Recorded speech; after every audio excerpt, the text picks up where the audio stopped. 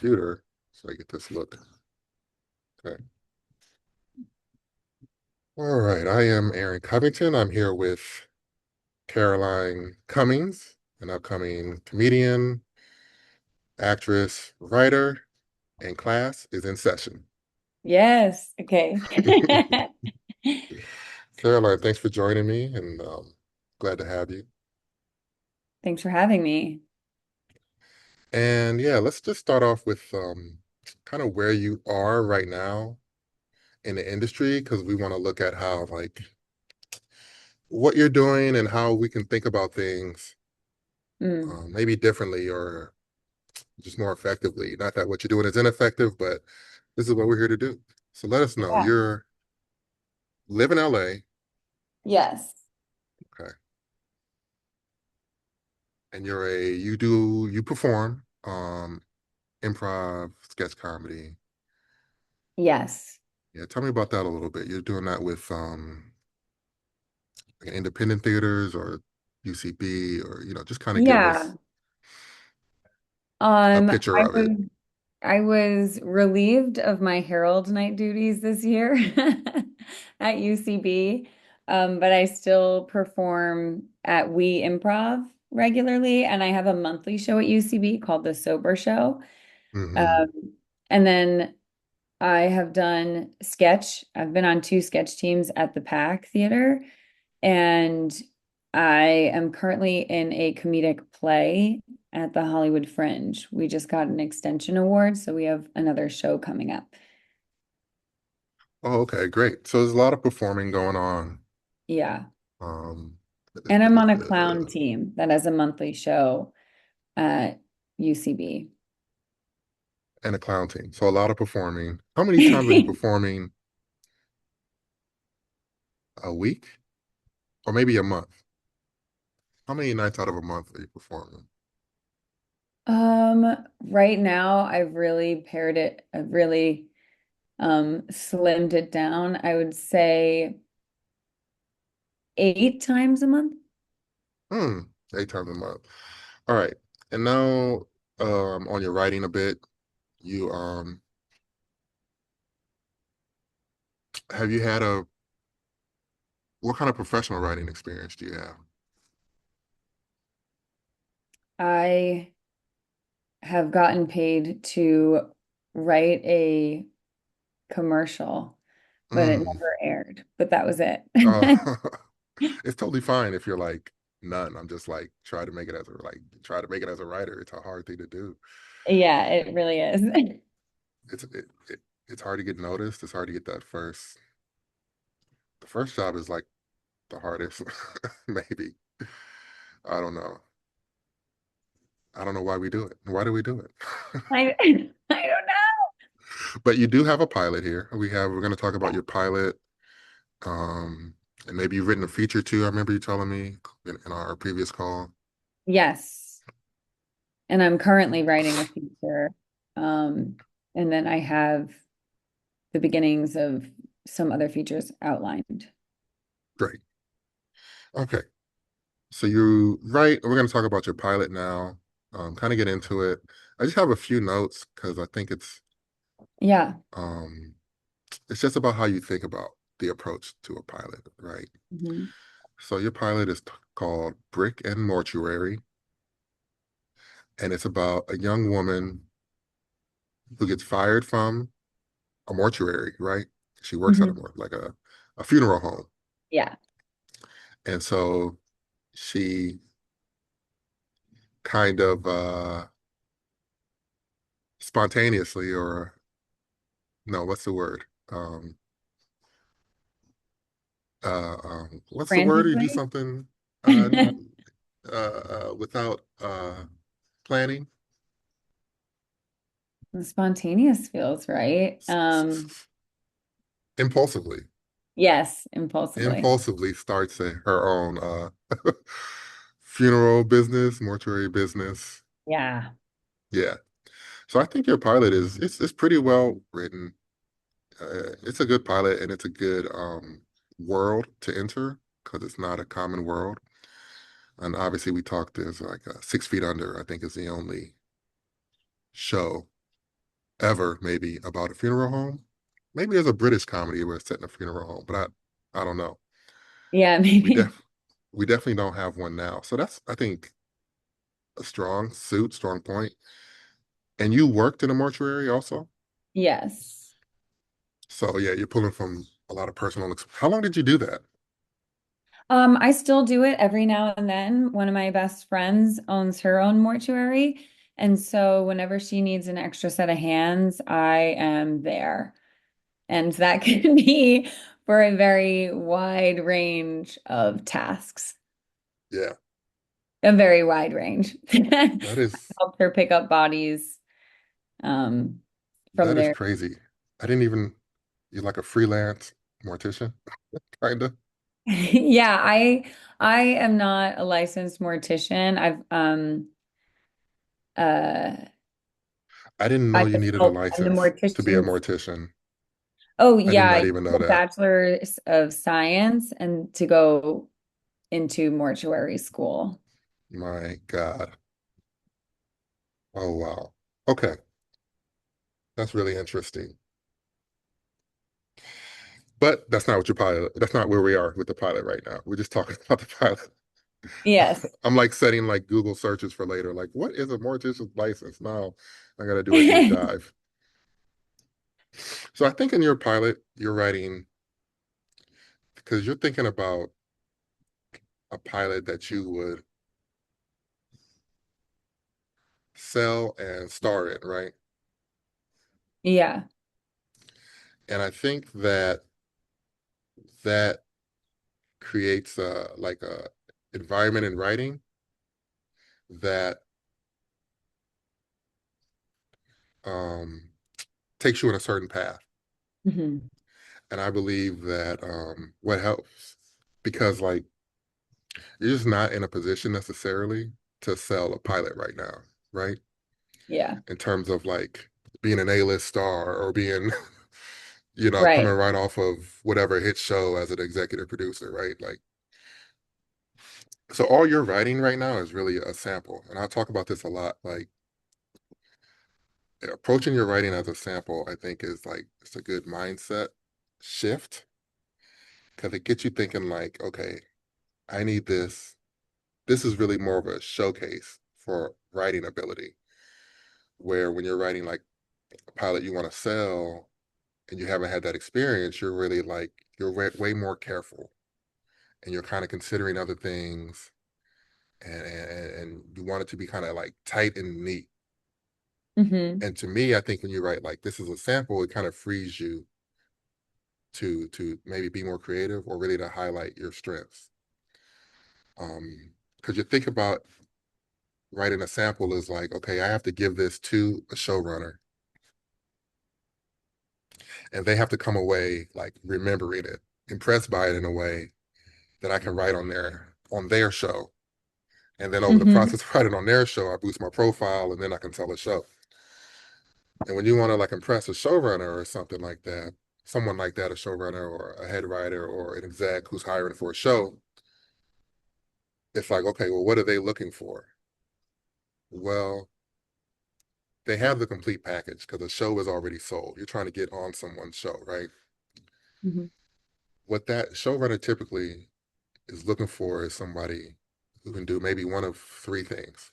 You're either really tight with like plot structure as one thing. That's usually if you write, especially for comedies, like heavy premise based things, and your story really breaks down the premise step by step, and you are demonstrating like how you can do that. The second thing might be character slash relationships.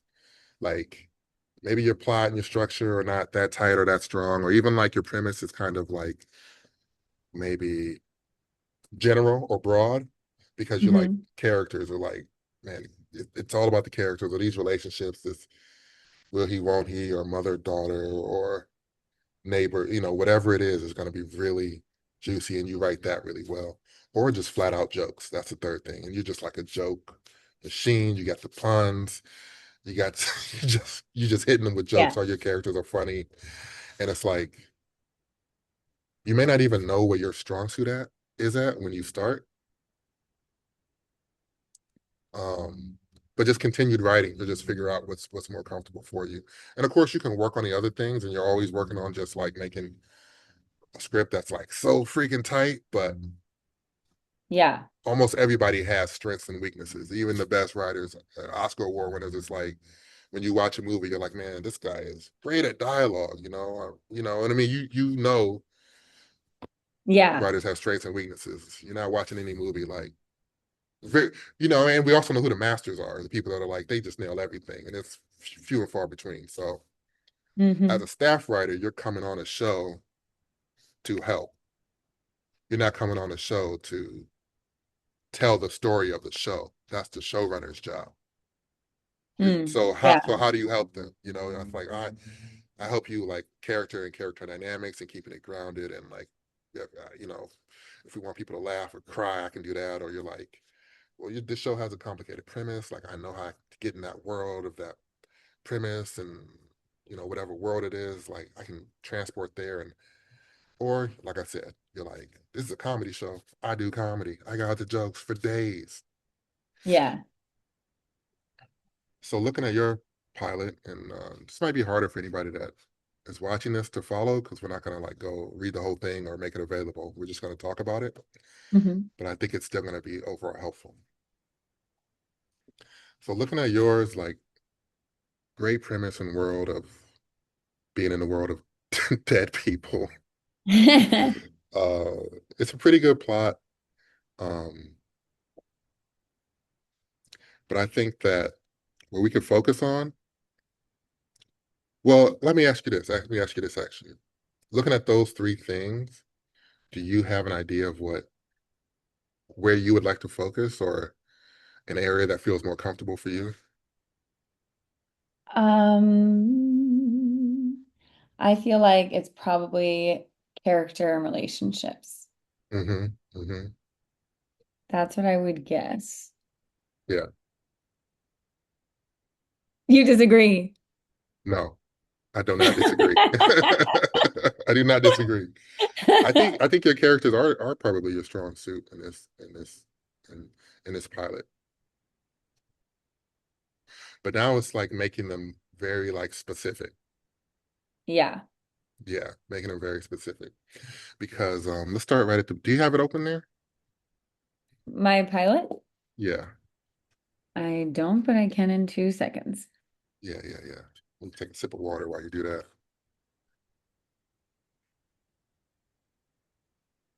Because what's so interesting is Got it. and this is in every script. I could go through my scripts and find the same thing, but they're like missed opportunities, and you're not gonna nail every opportunity. It's like impossible.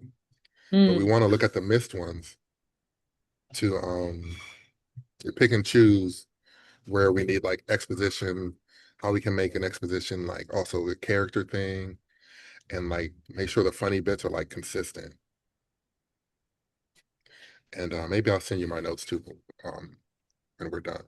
So like at the beginning, she's like working on a body, and her friend Sophie comes in, and Sophie's bringing the energy. She's got a picture of a dead person with a huge dick implant, right? Yes. Yeah, I mean that's funny. So she says, "You got to see this photo," and Lindsay says, "I will after the meeting." But that's an opportunity there. That is an Yeah. opportunity to reveal something about Lindsay. And now that you've written the whole thing, we can come back and say, okay, who is Lindsay? This is even my question reading the script. Because in one way, I'm like, oh, is she kind of a type A, cross every T, dot every I? That's why she's good at the job. But she's really impulsive later. So I'm like, is she and Sophie cut from the same cloth, where Sophie's a more extreme version, but Lindsay's also kind of wild and out of control. I'll just say out of control, but I don't really mean like in in a bad way, just the opposite of that type A thing. Because her response here, and this is really her first like meaningful line of dialogue. could show us a lot. She's like, you've got to see the dick implant on this guy I'm embalming. I'm embalming. It's like he showed the surgeon a photo of a horse. Lizzie says, I will after the meeting. But she could have a joke there, you know? Yeah. Or she could say, ew, that's gross. Show me later. You know what I mean? Like something where you get a Yeah. little bit of her character, you know?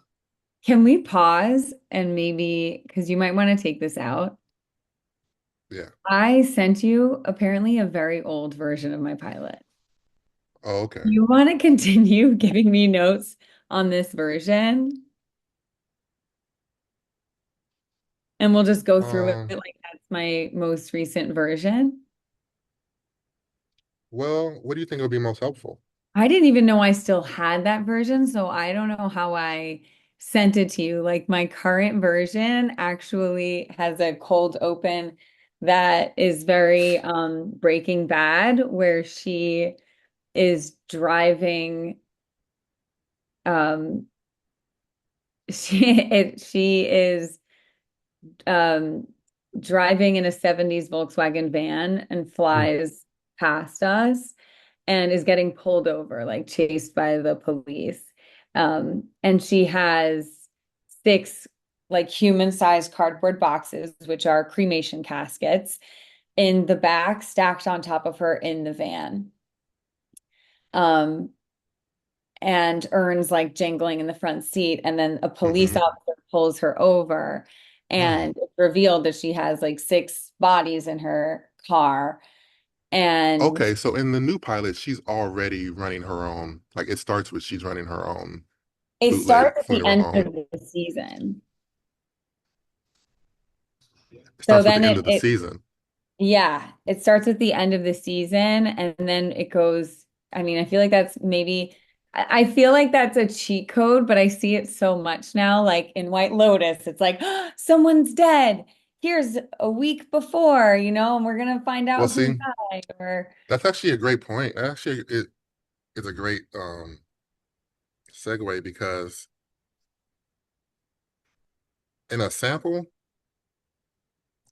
like you don't want to start at the end of the season, mm, right?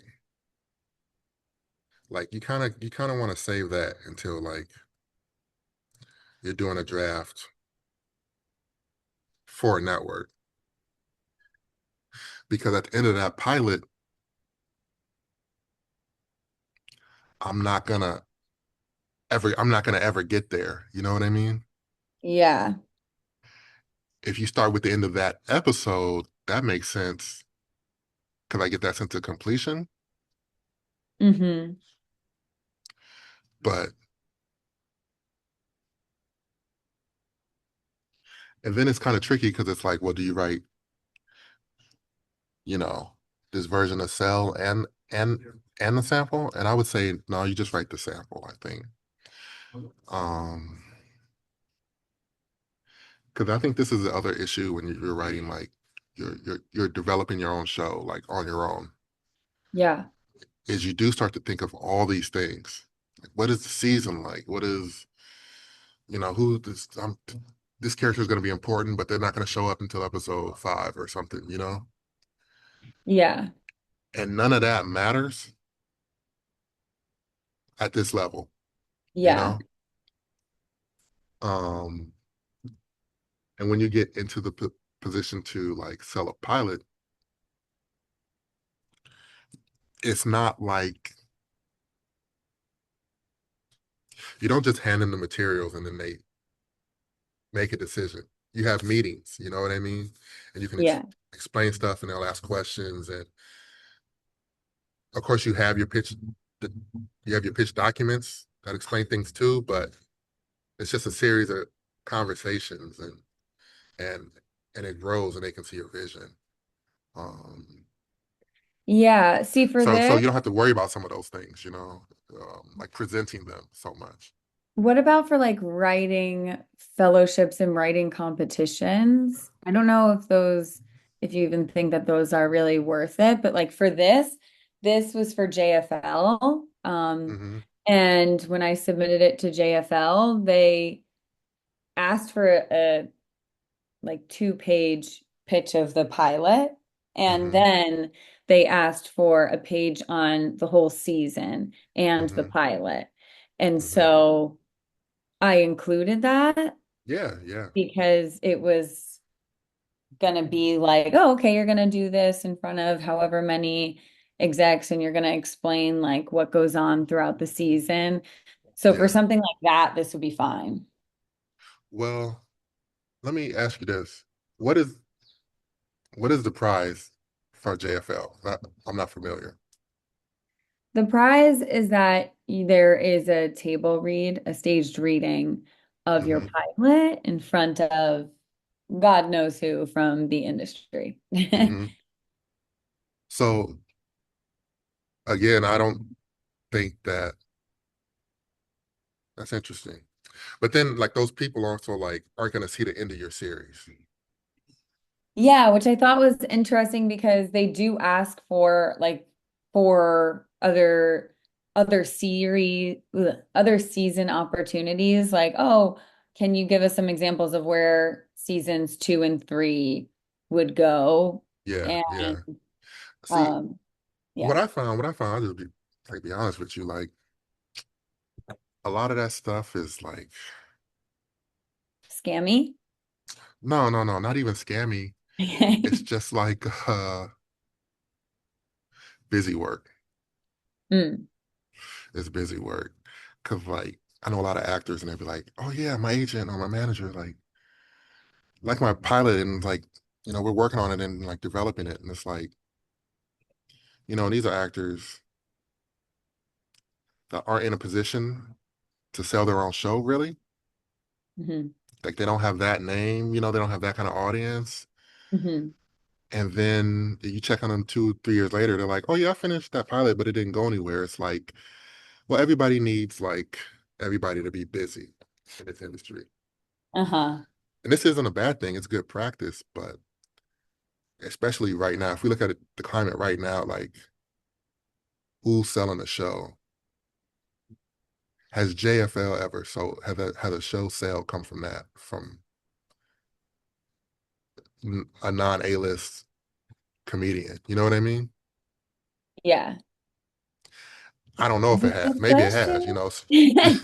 You could be like, oh yeah, that's where they got the Apple TV show that's a hit, or but This is only their second year of doing the scripts. mm, mm.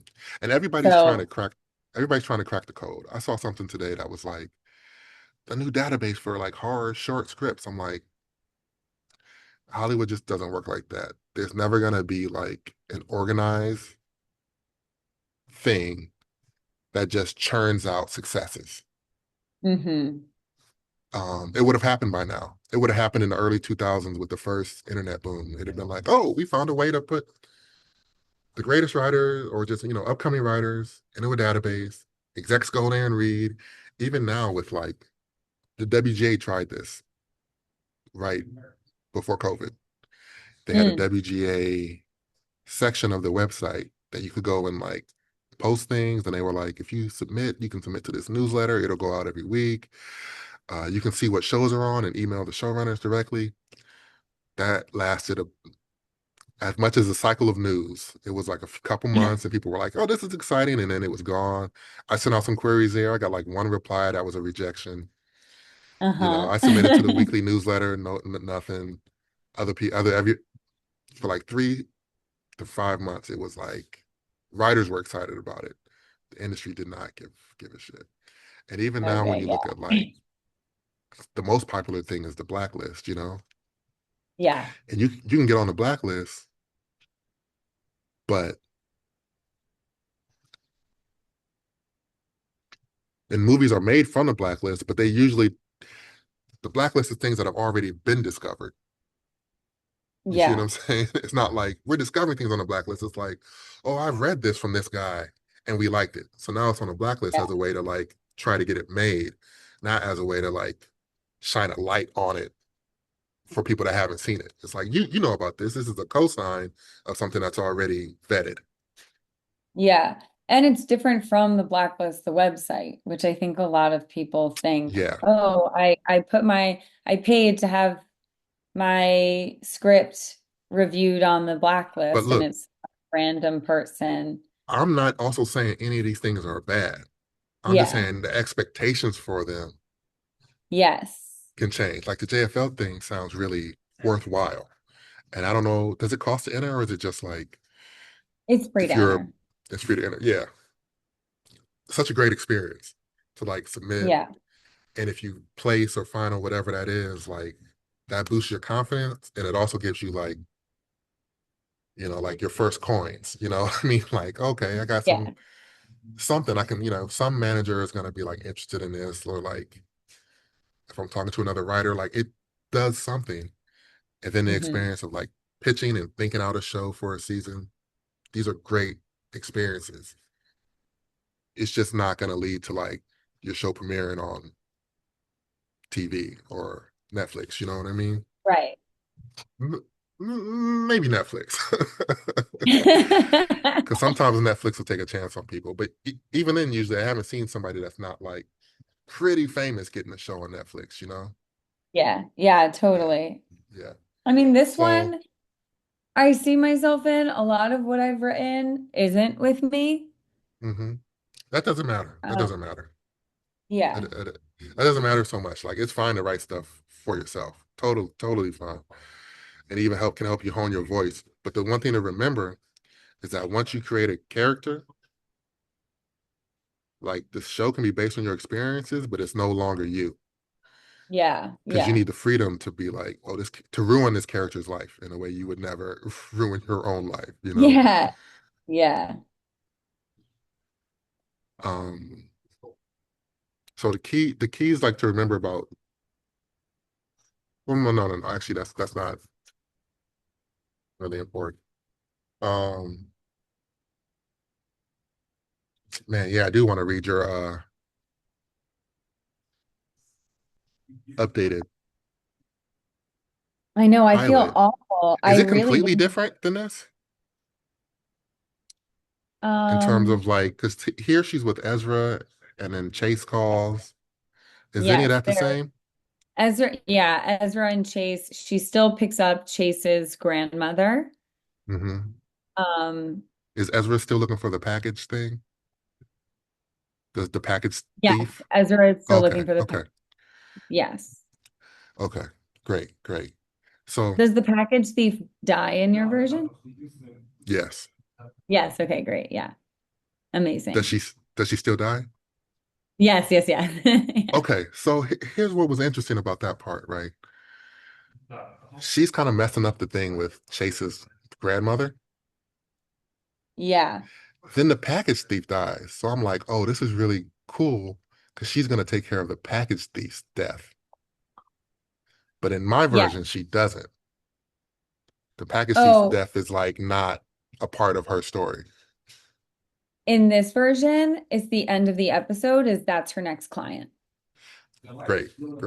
I actually wonder, like, because the thing with sitcoms is like a lot of sitcoms recently were like, oh, they're one season, 2 seasons gone, Yeah. because a lot of them become wish fulfillment. But historically, like the best sitcoms are actually not really wish fulfillment. Your character has to fail, and yeah, the shows kind of start over, especially the old sitcoms where they were really episodic. Hmm. But having your character like fully succeed at the end of the pilot, and then I'm kind of like, why do I need to watch it? She's gonna be fine. Yeah. You know, it's Hmm. like she needs to mess up. She needs to mess up. And even like, yeah, like the chase thing, like she doesn't get that job, you know. Um, and then with the dead package lady, like maybe she doesn't get that either, but she should, or like she learns like, oh, if I do this differently, I could get a government contract or something and handle all these Potter's Field deaths or something. But you don't ever really want to wrap it up unless you're making a show and they're like, this is the final season. You know, Yeah. don't give me clean plot endings. And Yeah. if you give a clean character ending, like let's say she and Chase get together, there should still be a secret between them that if exposed, I know will like just their relationship will be over. Like I can't have a present at the end of a pilot, you know? It can't be neatly Right. wrapped in a bow. I need a, you know, I need it to be messy. I need a plate of like fries covered in beans Yes. oozing out the package, like that I just don't know if I can handle it because I don't know if she can handle it, you know? Yeah. I like her maybe not getting Chase's grandmother.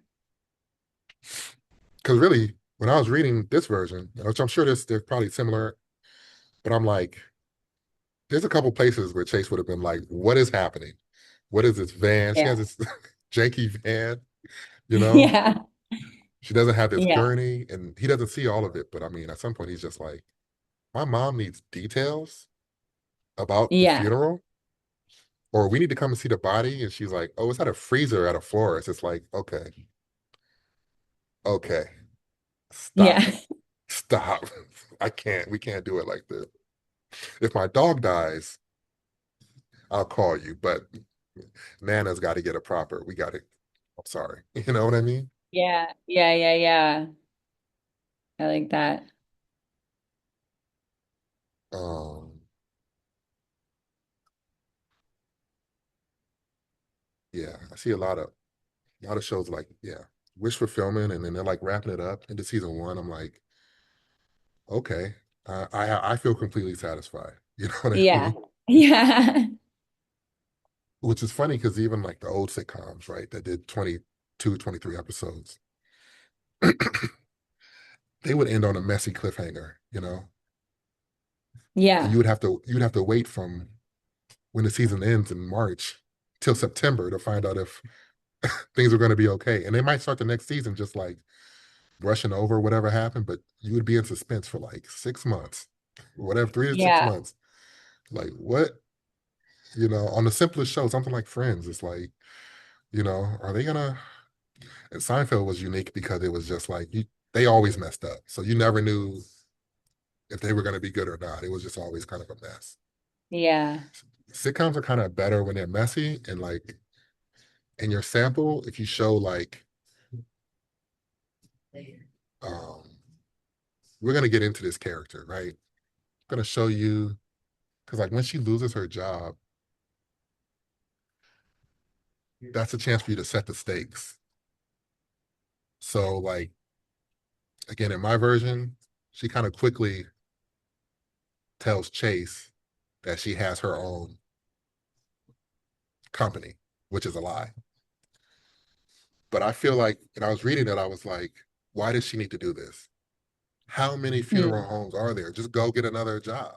Like, what's the show me Yeah. why this is her best option or only option?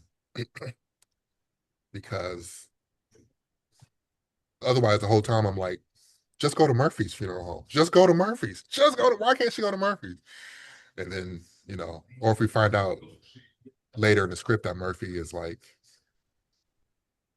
a bad mortician for some reason, he's touching the bodies, or maybe they had a run in and she, you know, because they're competing funeral homes that she worked at and she was always beating him and he won't, you know, I don't know, whatever it is, but let me know why she can't just do this other thing. And then the other thing Mhm. I'm wondering is, why is this occupation so important to her? You know, and Yeah. that could be any number of things. Like, is she does she feel like she's too old to start something new? You know, or is she just like obsessed with this job? She's like, I got my license, I put so much money into it. Or does she just love dead people? She could just be like, you know, I feel more at home with dead people than live people. This is my chosen field. Like, but just to say that explicitly somewhere, or even through a joke, you know, and have her have these moments, maybe with Ezra, or maybe on a call with her parents or something, or in in a funny way, she gets arrested, like in that scenario you told me. With the, she gets arrested and she's telling the cops like, pouring her heart out, like this is my passion, and the cop is like, just give me your fingerprint. You know what I mean? You can do it like any Yeah. number of Yeah. Yeah. ways Yeah. to show us what's at stake for her, this occupation and the food in her job. it could even be a revenge play when she's like, we got bought by private equity. Like, I'm going to show them. You just got to make us believe it, right? Yeah, yeah, yeah, yeah. Yeah. Um, the reason why the cops are chasing her in the beginning of the new pilot is because she starts renting space. So I like, Oh, right. yeah, Because this is the end of the, the right. season, but bringing it into the pilot maybe would be better because at the end of the season, she reaches out, or not at the end of the season, like in the second episode, she reaches out to a friend that she met in mortuary school who owns his own funeral home. Hmm. And she starts renting space from him to keep her bodies in Mm. his chapel. And when she gets there, it's super janky, just like you suggested, which is something that really happened to us. And like the true story of it is this guy that we were using the space of his funeral home. He got arrested. He had not given families back their loved ones' remains after over a year. And Like their live so bodies or like cremation bodies and or cremation. like, oh, he was just, okay. It Oh was my God. like some sort of mental illness or Yeah. something that Yeah. you don't know about. But in the show, she starts renting from her classmate and then gets there, and this guy is like seriously disorganized. Like the paperwork doesn't make sense. There's a kind of smell to the place, and like Yeah. she Sure. is just like, okay, well, this is a temporary place. Like, I just need to start here. And then the cops get involved because it's illegal to hold on to someone's families, like to someone's remains for that long. So, because the funeral home that she's renting space in becomes a crime scene, she has to break into the crime scene to get her current clients out so that they Oh don't yeah. become evidence because she has like funerals that week. That's So she's great. like, I can't have my bodies in the custody of the police because of Yeah. this guy. That's really funny. Oh, that's good to hear. You know what's a good pilot to watch? This show, How to Make It in America. Have you seen this Okay. show? No, I actually haven't. It's it's an HBO show. It's also on like that. It's on Netflix now, and it's these guys trying to start this fashion company in New York, and like it's like 15 years old. It's like 2010, but they structure the show really well. The only problem with that show is the guys never have any like real. They don't face. They have obstacles, but like things never go really bad for them. And again, I'm talking about the whole show, not the pilot. The pilot is pretty clean. That's a good one to watch. Is somebody trying to like start a business and how you can show the nuances of that business without in like creative and funny ways. Yeah, Hmm. that's what kind of your show is making me think of because Okay. it's more like 6 Feet Under was like we're in the funeral home all the time. It's about this family, and your show is like not that. We're not always in the funeral home. She didn't even have a home yet for probably most Yeah. of what the series is going to be. So she's like trying to start something. And yeah, so the other thing about like the pilot is just yeah, more clashes with people. Hmm. Um, even with like Sophie, who's her friend, but it's like, where do they differ? Just show me like where the potential cracks in their relationship are. Because Sophie also faces like no consequences for what she does. And she doesn't need to have to like get fired or anything necessarily, but you know, does somebody at her job notice she's gone? Or, you know, do her and do they bump heads in any way? You're like, oh, this isn't helping me. I need you to, I'm trying to do my own thing. And she's like, I don't know, just some kind of clash. Um, her and Ezra don't really need to clash. I like that with, their relationship. They can even be closer. Um, And then the chase thing, it just depends on how you want to play it. Like, is Chase just here for a couple episodes, or is he like the main guy for like a whole season? If he's the main Yeah, guy, he's a lingering love interest. here's kind of the issue with that, based on your premise, is he's Mhm. not like he doesn't. From what I've seen right now, he doesn't feed the premise, and he's not in opposition to it. So he's a Mm, hard love interest to like root for because it's just like a guy she's dating. good point. Yeah. And it's like either in occupation or in his personal dealings. Like maybe he's kind of or becoming more religious and he's like, this is how I feel about dead bodies, which either is in line with what she does or not in line with what she does. Or if he's a cop or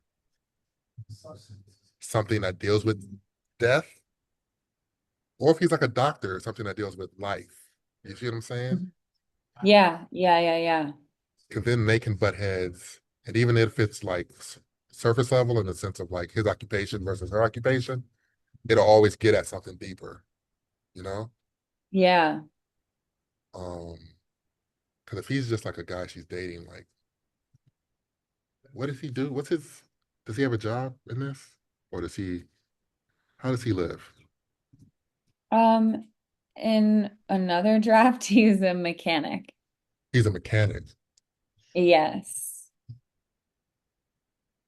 And so he's the one um who eventually fixes her van or is like this van is originally it was not his grandmother that died.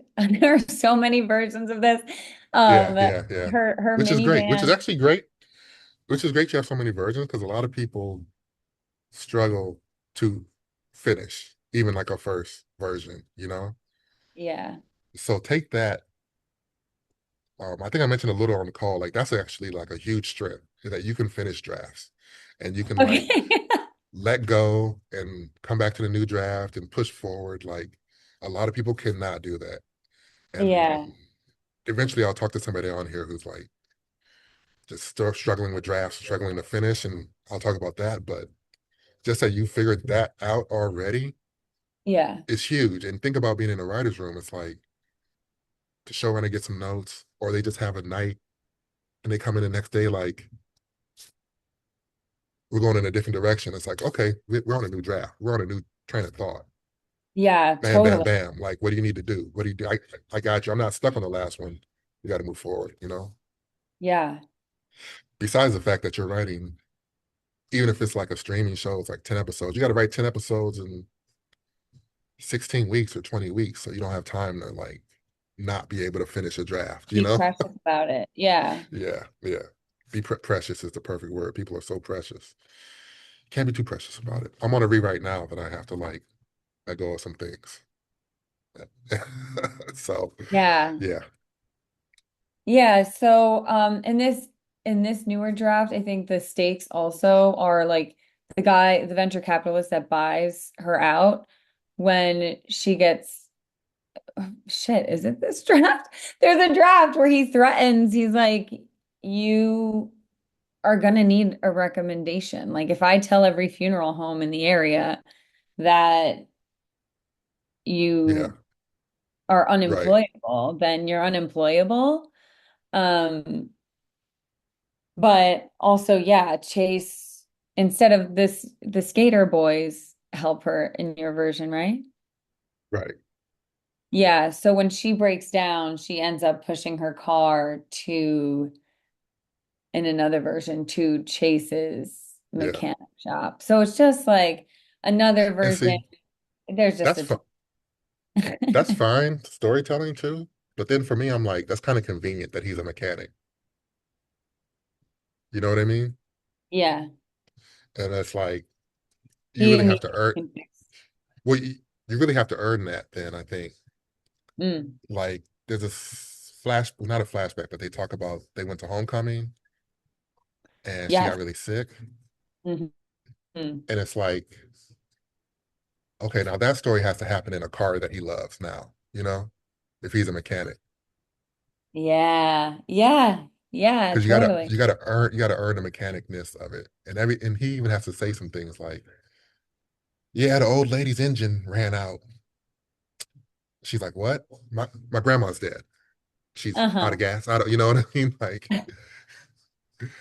you know, even if it feels corny, you can taper it back in a revision, but at least like go there so we can see Yeah, like, totally. you know, and maybe he equates death with like the death of cars. And it's again, he's either aligned with her about that or he's Yeah. not. And he's Yeah. like, a car death is actually worse than a human death. And she's like, what? And he's like, you don't get it? You don't understand? You see, because cars, when they die, what happens is, you know what I mean? And it's like, Uh-huh. then you're earning that him being a mechanic is not just like so he can fix her van for the plot. Yeah. Yeah. And then the only Yeah, other that's a thing, really good point. oh no, we already talked about that. What I was gonna say is like this version kind of wraps it up, but we talked about we don't want it to be too wrapped. Yeah. Yeah. And if you add any scenes, like, so what I learned was like there's scenes of what's it called? I'll just call it like scenes of reflection and scenes of like anticipation. Mm. And this pilot moves really fast, so like the ending might not actually be the ending of this pilot. Because once you really look at like giving us some scenes, like just like calmer scenes of her like either reflecting on what just happened or anticipating what will happen, it'll expand and you realize like the end might be when the van crashes into the tree. It's like that's actually the end of the episode because it looks like all hope is lost. And maybe she just yelled at Sophie. The van crashes. She knows she can't do this job. And then maybe she gets a call from Ezra like, so I found a package lady. She's dead. Can you help me? Maybe that's you know what I mean? An ending where we're like, oh, she might get another chance. Yeah, yeah, yeah. Um, I like that. yeah. Cause I think even like fast-paced shows, like network shows like Brooklyn Nine-Nine or Superstore, these kind of shows that are a little bit more zany and cartoonish. Hmm. Like, but when you watch them, they have these scenes where like Jake on Adam Sandberg's character is like, wow, what we just did was super crazy.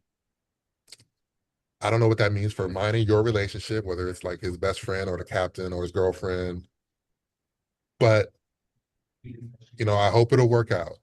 Now we're gonna do the next zany thing. So there's that scene in the middle between zany things. So even Mm. on something fast paced, you want to like kind of let the audience know how it affects your character Yeah, okay, and how yeah. it and how it starts to change their relationships, or at least hint at the change in a relationship that's to come.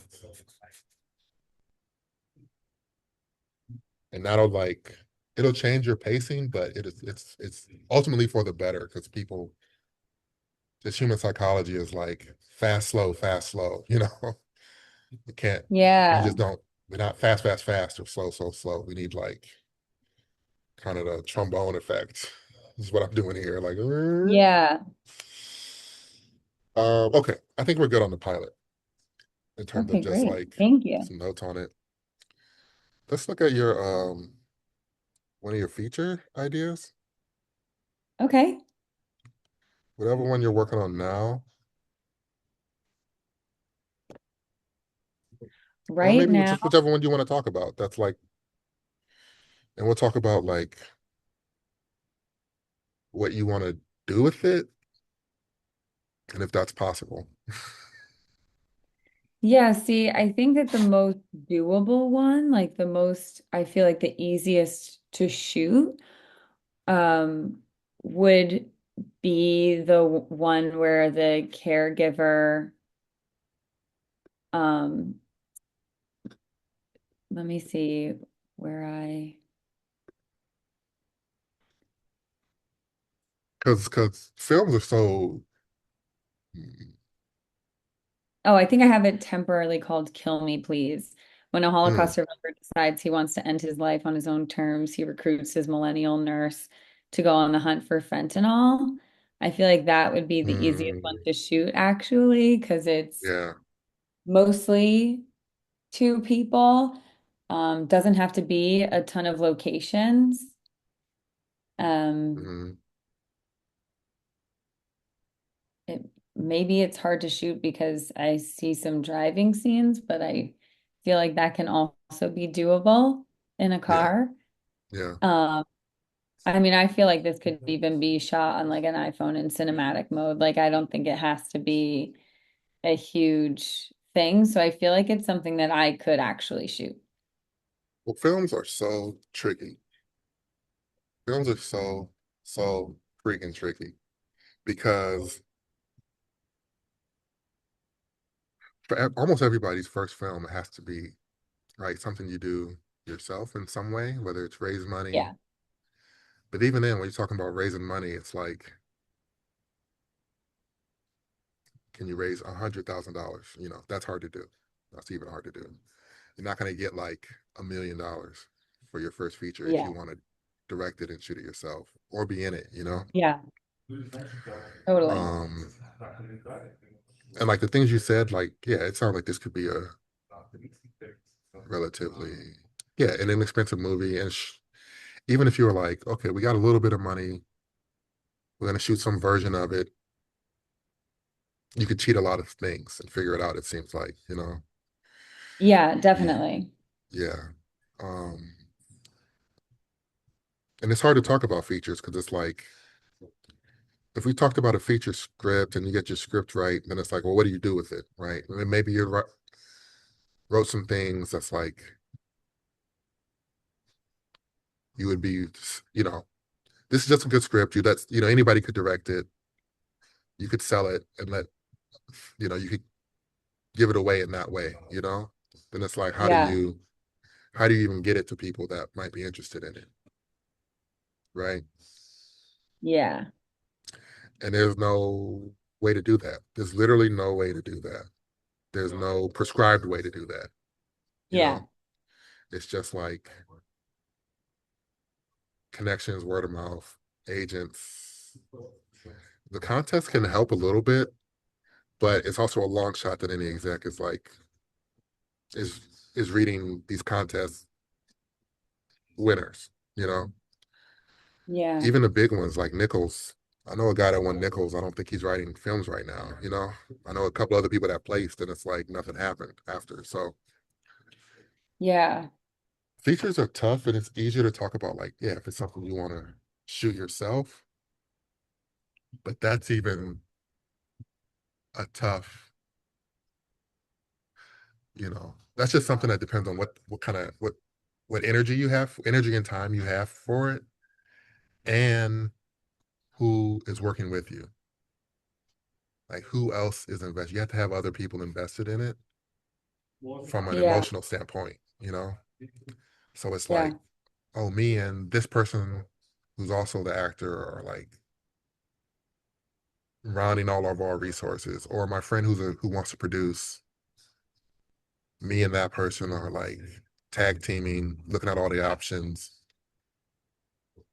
putting together the crowdfunding campaign, or getting other people involved. And Yeah. this is all in the pre-production level, and No, I'm in totally. this I'm in the same boat. I have a low budget feature that I want to make right now. And yeah, it's literally just sending it out to anybody. Even just to like I even look at it as like I'm just building momentum. Like if I send Yeah. it out to this person who's not even like on my industry level in terms of like connections or like um, credits or whatever, that's still Hmm. fine. Like they're gonna read it, maybe get some feedback. I'm still talking about it. I'm keeping it alive. Like some of it is like it's so psychological Yeah. of a test, just to like keep it alive and keep it moving. And the best thing you can really do is kind of just like talk about it as much as possible. Yeah, When you're at like, the 4th of July party and like, oh yeah, what are you doing? I'm trying to get this feature going, and you've told a half dozen people at that party about it. Like, I'm not saying any of that'll come back to you, but it can't come back if you never bring it up, it's true. Yeah. you know? So kind of wearing what you're trying to do on your sleeve a little bit. And everybody has different ways of going about it. Obviously, some people are very like in your face about it, and you don't have to do that. But people are curious about what you're doing, especially creatively. That's Yeah. what small talk is. Hey, what's going on? What are you up to? What are you doing? Just trying to get this feature off the ground about this like Holocaust survivor who's trying to kill himself and get some fentanyl with his nurse. Yeah, it's crazy. We like have no traction yet, but I think it's something we can do. That's like, a quick sentence just to throwing it out there. And then in LA, the other person will be like, "Oh, you're trying to do a feature? I'm trying to do a short, blah, blah, blah, blah, blah, blah, blah, blah, blah, blah, blah, blah, blah. Yeah, totally. So don't be like hesitant about that, or don't hold it in your back pocket, you know. Yeah. Wear it on your chest like a I just saw Supergirl, so I'm like, wear it on your chest like a Supergirl thing. Yeah. Yeah, I think um a lot of my friends, this is all that they do, and they don't even like enter contests and shit. Like one of my best friends made 12 features a couple years ago, and it was just like in 1 year, I am going to make a feature every month. And like I'm Thing. gonna it was crazy, Yeah, crazy. But he did it.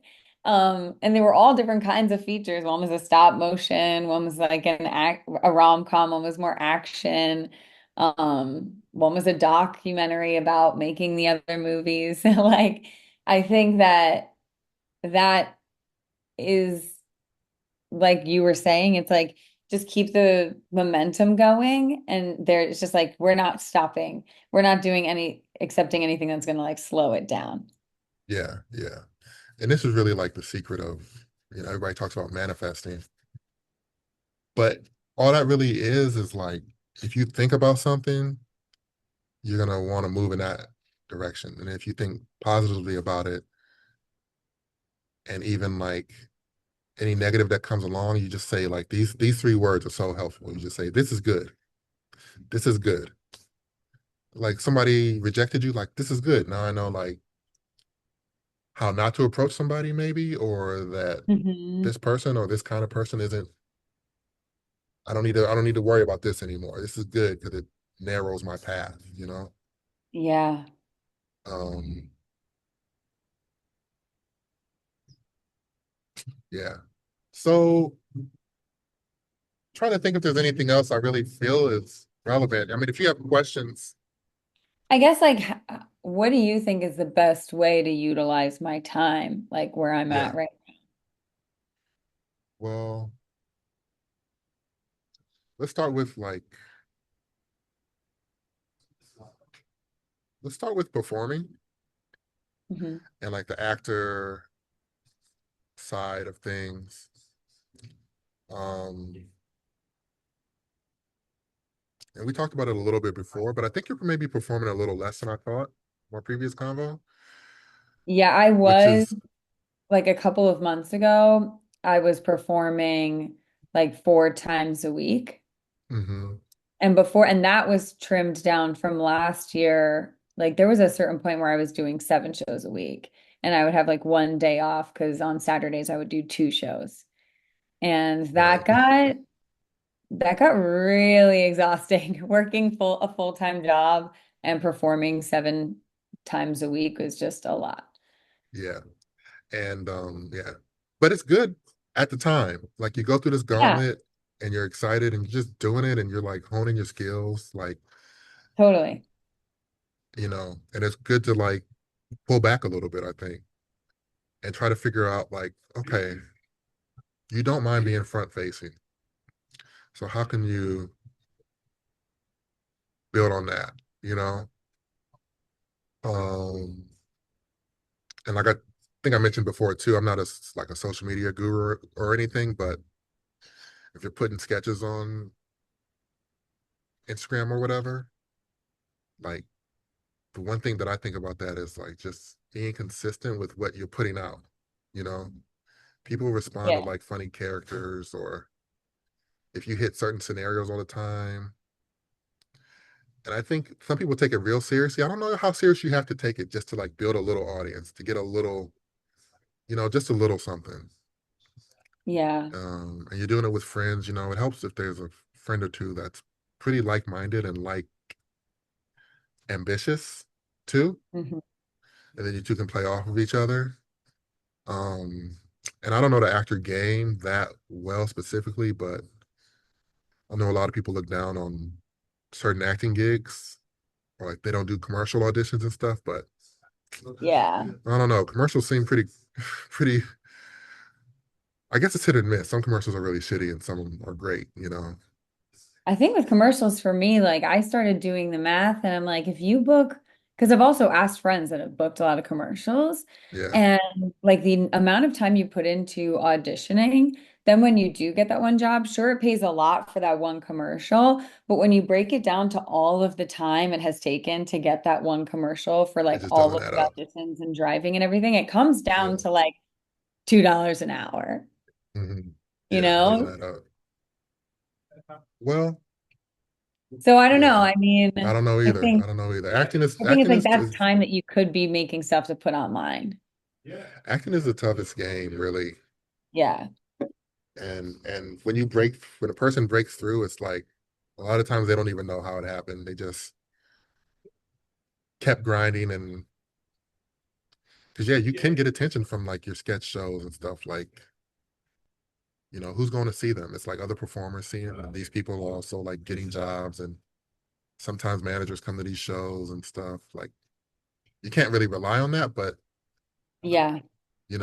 but you are in like UCB and you're in these theaters. It's like these are also people that want to do this professionally or that are doing it professionally. So, you know, it's a good place to be. Oh, overall, like if you Yeah. want to do comedy, like so that's great. In terms of writing, it's kind of the same. It's a little more direct, in that you just send your writing to people. I'm not against contests. Like I said, I think contests are good as long as your expectations are realistic. Yeah. I just love a deadline. Deadlines are great. That's why they're helpful for me. The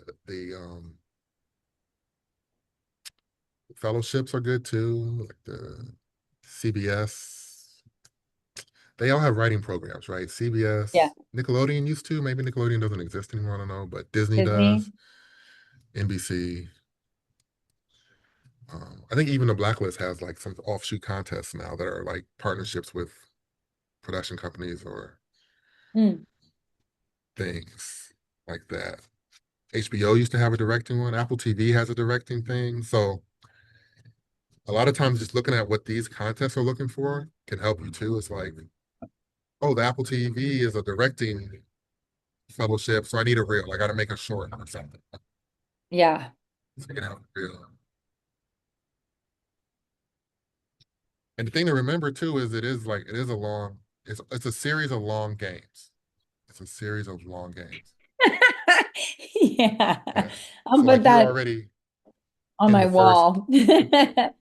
you're already in the first game, which is being out in LA and finding a relevant Yeah. community of writers and comics, people that want to do the same things. And, you know, it's not even far-fetched to think like maybe one of your friends gets a job and puts in a word for you, or eventually one of your friends maybe sells a show and you can Hmm. write on that show. Like it's not far-fetched. One of my friends wrote a show and I was writing on his show. So over COVID. So that can happen. But that's another long game. So the first game is getting out here and having this community. And you're performing and you were on a Herald team. So it's like you really excelled at that first game. Yeah. And that's Almost. important, but that's important to remember. You know what I mean? It's like I did that. You know, you're on a Herald team or on these sketch teams, like everybody's not on it. People got cut from these things, Yeah. but you accomplished those things. So as a personal confidence booster, that's very important. Then the second game is like once you get the job, is working your way up the WGA hierarchy, which is like, staff writer to story editor to executive story editor, then co-producer, producer, showrunner. I think that's roughly the order of it. Those are basically markers of experience and pay scale. Hmm. That's the second game. And then if you climb up to that game, you get to like the showrunner level. Then the next long game is maintaining that or selling your own show. Because Hmm. as you get higher, it's hard to go back down. Even though sometimes you need a reset, but it's hard to get that reset. So as you get up there, maintaining that level is its own long game. But I think you're in a good position. What I would say is keep doing what you're doing and think about your next sample. Like start your next sample. You can of course come back and do another draft of Brick and Mortuary and Yeah, I'm sure there are a million more I have to do. just based on what we talked about here, you can go Yeah. back and look at it. But I would start on the next one so you have your new you so you have a new pilot. And then you'll be a better writer just because it's the next thing and now you have these other kind of principles to think about as you go into it. Yeah, And you I have one also more. Oh, have sorry. some pressure removed because you don't want to think, not that you don't want to, and a lot of times you can't help your creativity, but not thinking about it as a series necessarily, just like a pilot, a one-off, Yeah. you know, that you can make a series, but it's not maybe like your main focus of it. See, I also have a question. Like I have another pilot and but it's a multicam. And is that like, is it good to, I feel like it's good to have like a multicam and a single cam, but the multicam is also like, it takes place in a high school.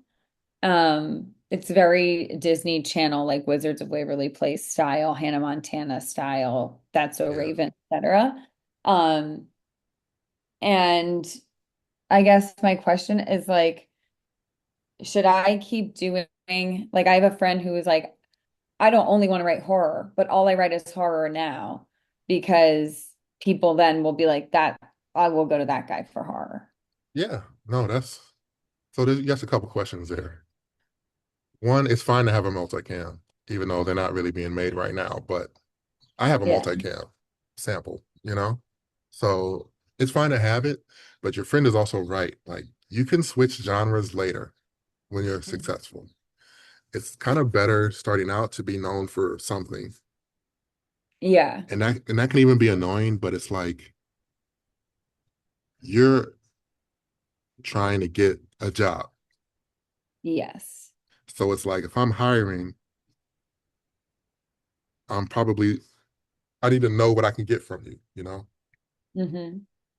So like we talked in the pilot, like plot structure, character, or jokes, like I need to know like you're a person I'm coming to for this specifically.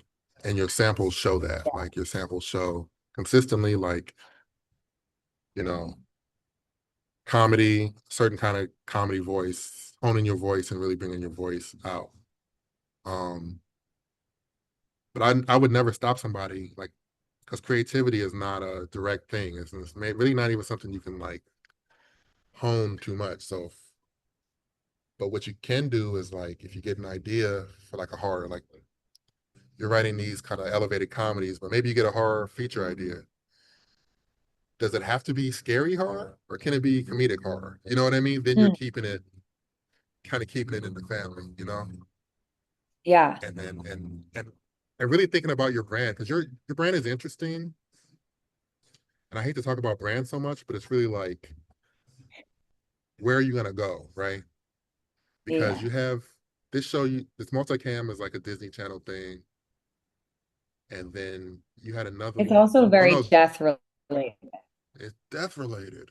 Ooh, Yeah, and the it's this Holocaust is like death really related. The Holocaust story is about everything death. is kind of yeah, death is accidentally like I'm like a Be death comedy. wait. This is it. This is how we're gonna end this. Oh my God.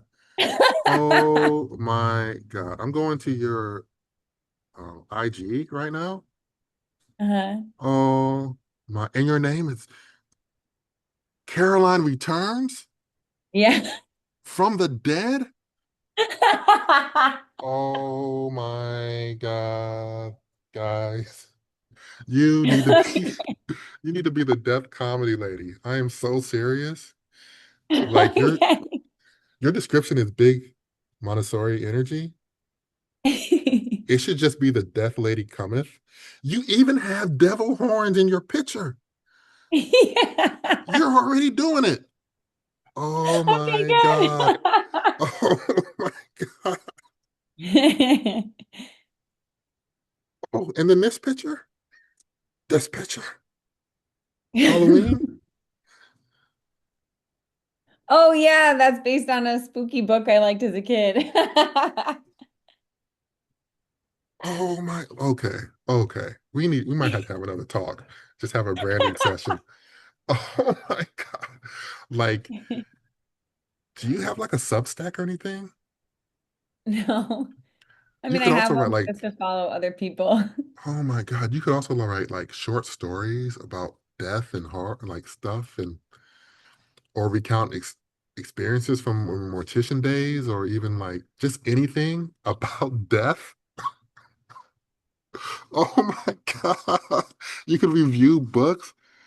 Oh my goodness. Okay, Caroline yay. returns. All Here these we stories are go. about death. This is amazing. Yeah, And my like mom, I yeah, if you you could know, like all if you those Disney things, it's like, oh, this girl has like a unique gift, but mine is like she can see this ghost that's been haunting her school. please be the death lady. Please be the death. You can be deaf comedy lady. You could even spell it like they used to do Deaf Comedy Jam, the black comedy show. You can be the deaf comedy lady.